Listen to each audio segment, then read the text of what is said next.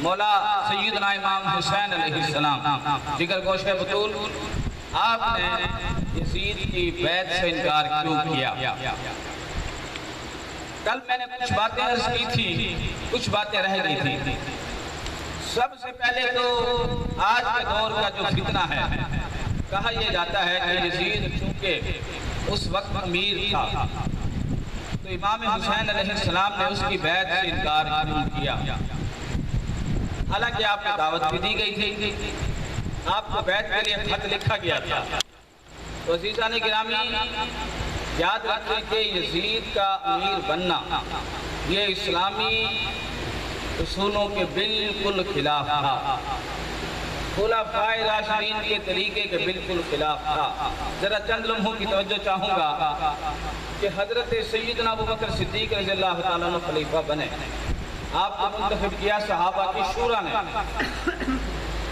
اسی طرح اب آپ کے جو بیٹے تھے وہ نبی کریم صلی اللہ علیہ وسلم کے سالے بھی تھے اور مومن متقی پرہیزگار تھے، مفسر قرآن تھے، لیکن اس کے باوجود آپ نے اپنے بیٹے کو خلیفہ منتخب، اپنا جانشین منتخب نہیں فرمایا۔ یہ تھا خلفائے راشدین کا طریقہ۔ اب آ جائیں حضرت عمر فاروق، آپ کو منتخب کس نے کیا؟ صحابہ کے شورا نے۔ اب آپ چاہتے ہیں آپ بیٹے کو منتخب فرما دیتے، آپ کے بیٹے کا بھی وہی رشتہ ہے، نبی کریم صلی اللہ علیہ وسلم کے سالے لگتے ہیں اور مفسر قرآن ہیں، قرآن حدیث کے علم بھی رکھتے ہیں۔ حضرت عبداللہ ابن عمر مختلف حدیثیں آپ سے روایت ہیں، لیکن آپ نے اپنے بیٹے کو منتخب نہیں کیا۔ آپ نے سارا معاملہ، حالانکہ آخر میں جب آپ کو زخم لگا تو 28 ذوالحجہ تھی اور آپ کا جو شہادت کا دن ہے وہ یکم محرم ہے، 3 دن تک آپ بیماری کی حالت میں رہے، لیکن آپ نے عہدے پر اپنے بیٹے کو منتخب نہیں فرمایا۔ اب آ جائے حضرت عثمان غنی رضی اللہ تعالیٰ عنہ، آپ نے 12 سال حکومت کی ہے، چند دن کم ہیں، لیکن آپ نے اپنے بیٹے کو یا کسی اور کو منتخب نہیں فرمایا۔ اولاد تو آپ کی نہیں تھی، لیکن آپ نے اپنے خاندان میں سے بھی کسی کو منتخب نہیں فرمایا، حالانکہ 40 دن تک آپ کے گھر کا محاصرہ کیا گیا، باقی آپ کے گھر کے باہر موجود رہے۔ یہ تھا صحابہ کا طریقہ۔ اب حضرت علی المرتضیٰ شیر خدا رضی اللہ تعالیٰ عنہ، آپ کو کس نے منتخب کیا؟ صحابہ کی مجلس شورا نے۔ اب سب کے سب خلفائے راشدین 5ویں نمبر پر ہیں حضرت امام حسن علیہ السلام، نواسہ رسول جگر گوش بطول۔ آپ کو کس نے منتخب کیا؟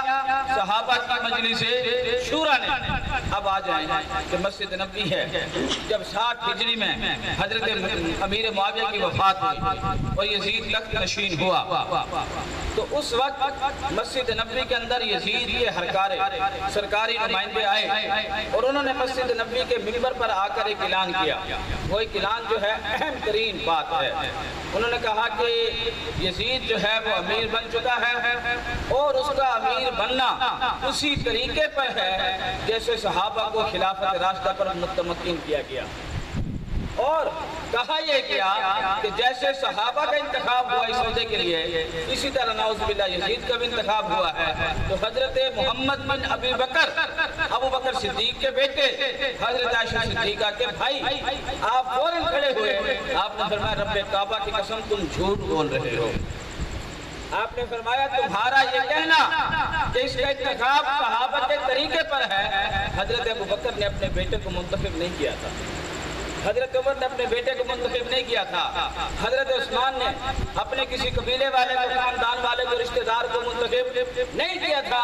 آپ نے فرمایا تمہارا انتخاب غلط ہے، حتیٰ کہ جب آپ نے یہ بات کرنا چاہی تو وہ آپ کے پیچھے دوڑے سرکاری گنڈے اور آپ کو حجرہ عائشہ کے اندر پناہ لینا پڑی، تب جا کر آپ کی جان بچی۔ تلوار لے کر حضرت محمد بن ابو بکر کے پیچھے دوڑے اور آپ حجرہ عائشہ کے اندر جا کر پناہ لیتے ہیں، تب جا کر آپ کی جان بچتی ہے۔ اب اس سے آگے چلیں کہ حضرت امام حسین علیہ السلام، حج کا موقع ہے، آپ عبادت فرما رہے ہیں تو اس وقت وہاں سے گزر ہوا۔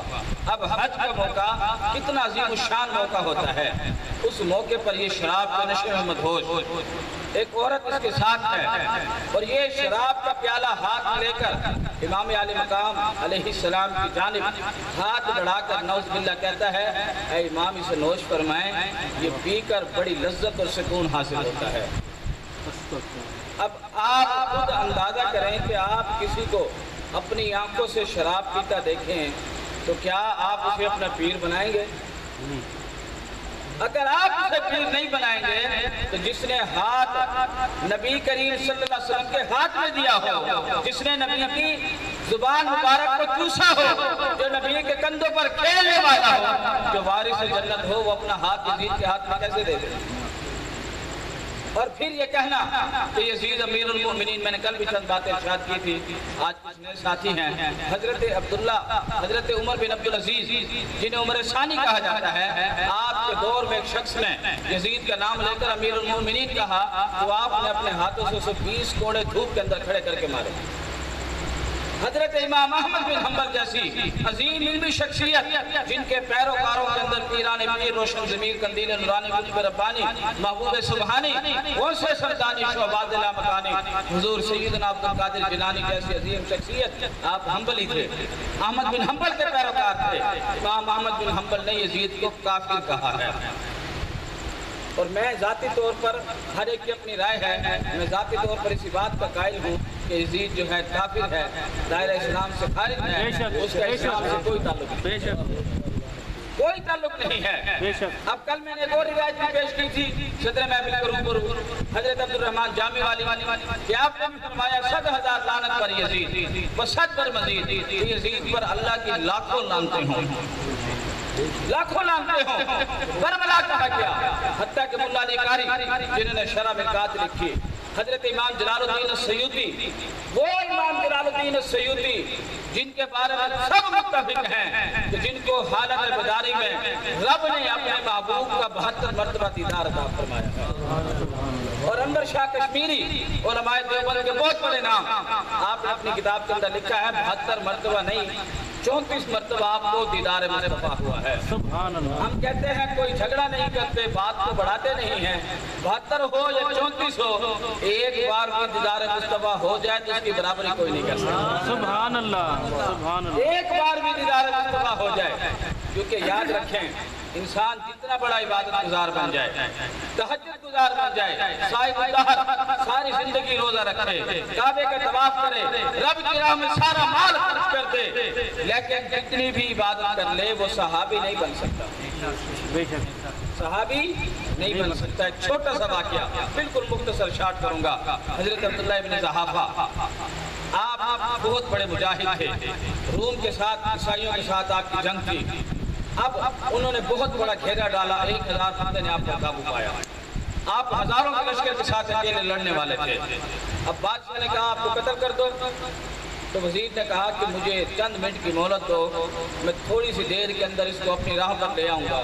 اب وزیر آپ کو گھر لے کر گیا، اس نے کہا کہ آپ اگر چاہیں تو جتنا مال آپ چاہیں ہم آپ کو دینے کے لیے تیار ہیں، جتنا مال آپ کہیں گے مل جائے گا، بادشاہت ہمارے پاس ہے۔ آپ نے فرمایا اگر مال کمانا ہوتا تو تجارت کرتے، جہاد کے لیے کبھی نہ جاتے۔ علامہ اقبال فرماتے ہیں شہادت ہے مطلوب و مقصود مومن، نہ مال غنیمت نہ کشور کشائی۔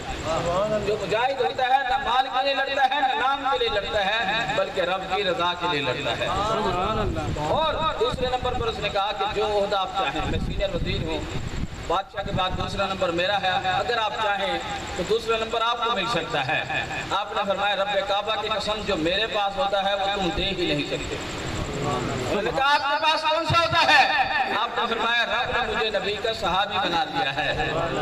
دنیا کے اندر جو کچھ موجود ہے اگر ایک ٹکڑے میں رکھ دیا جائے تو پھر بھی آپ نے فرمایا میں کلمہ نہیں چھوڑوں گا۔ رب نے مجھے نبی کا صحابی بنا دیا ہے۔ تیسرے نمبر پر اس نے کہا کہ میری ایک خوبصورت ترین بیٹی ہے، رات کو اپنے کمرے میں اس کے ساتھ چھوڑ دوں گا۔ ساری رات اس نے بیٹی کو سجا کر آراستہ کر کے بھیجا، آپ ساری رات مصلی پر کھڑے ہو کر عبادت کرتے رہے۔ یہ بہت مزے کی بات ہے۔ اب صبح نماز تہجد کا ٹائم ہوا، نوجوان لڑکی نے کہا کہ ایک نگاہ تو میری جانب دیکھیں کہ رب نے مجھے کتنا حسین بنایا ہے۔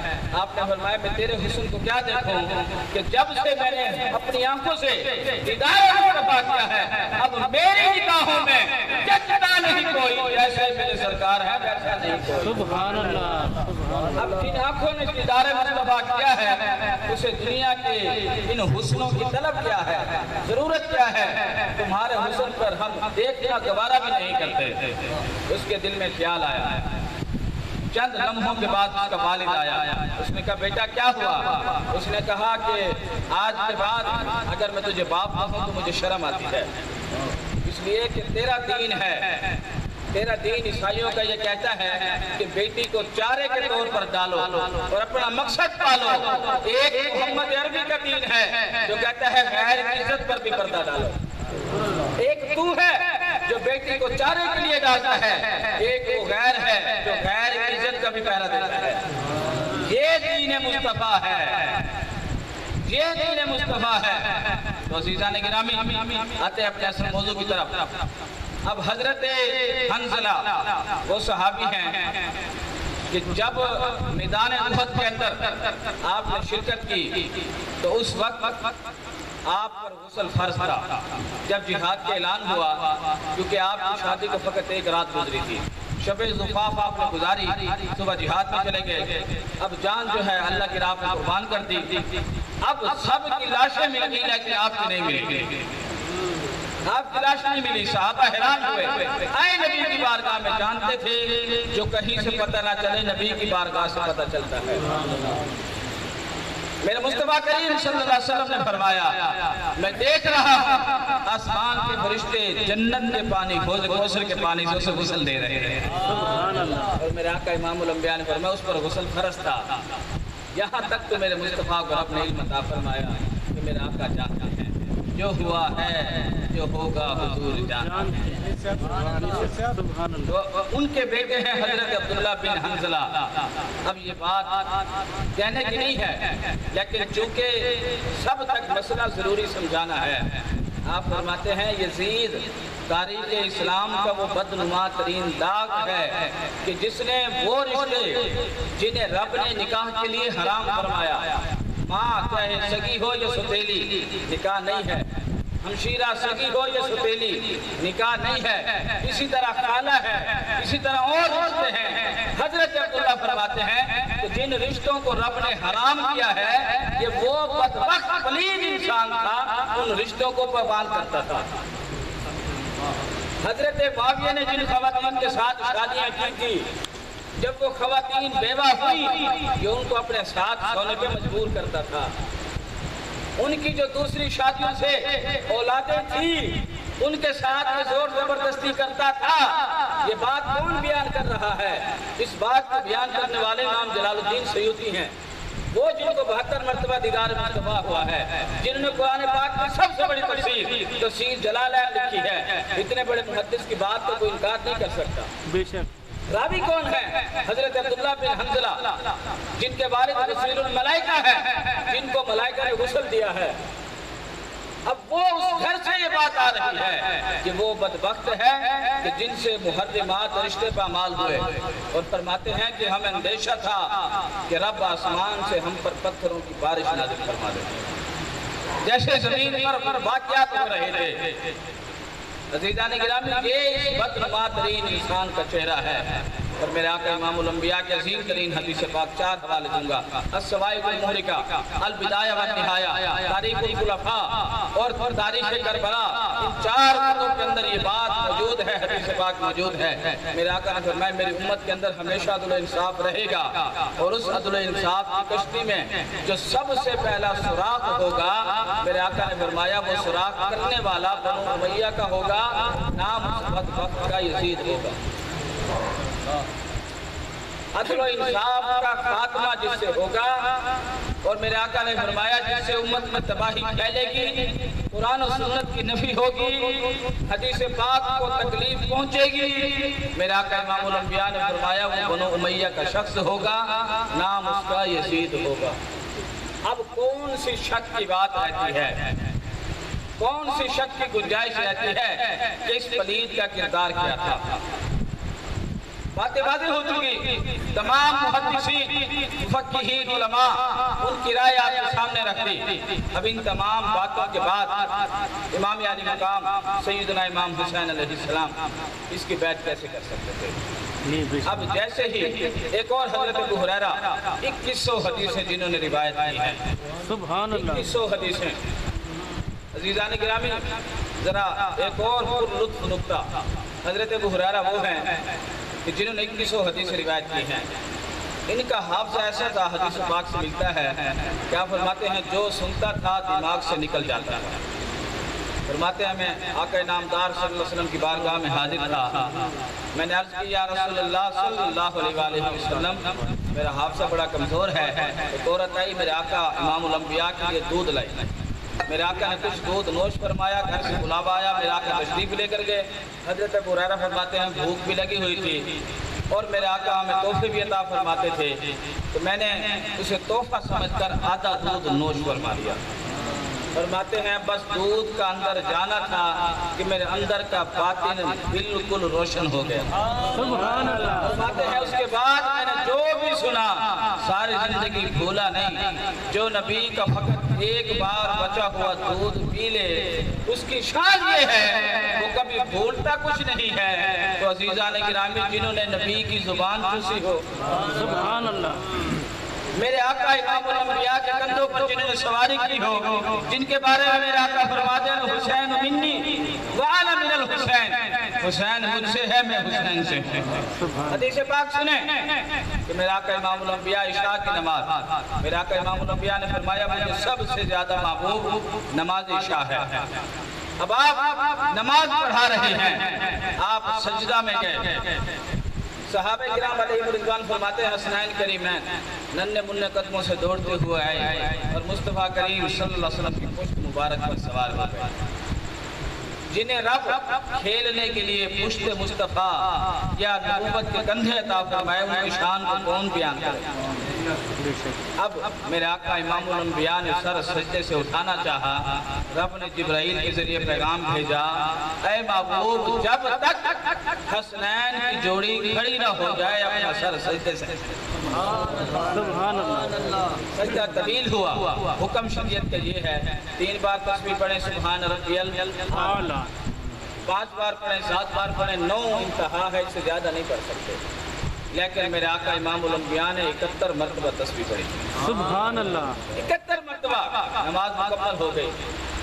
آپ گھر تشریف لے کر گئے، حضرت خاتون جنت نے جب یہ واقعہ سنا بچوں کو ڈانٹنا چاہا تو میرے آقا امام الانبیاء نے فرمایا اے فاطمہ حسنین کو مت ڈانٹنا، آج اگر ان کی خاطر میں نے 71 مرتبہ تسبیح پڑھی ہے، کل تیرے شہزادے اس شان کے ساتھ میرا فرض ادا کریں گے کہ 72 تن قربان ہوگا، دین مصطفیٰ بچ جائے گا۔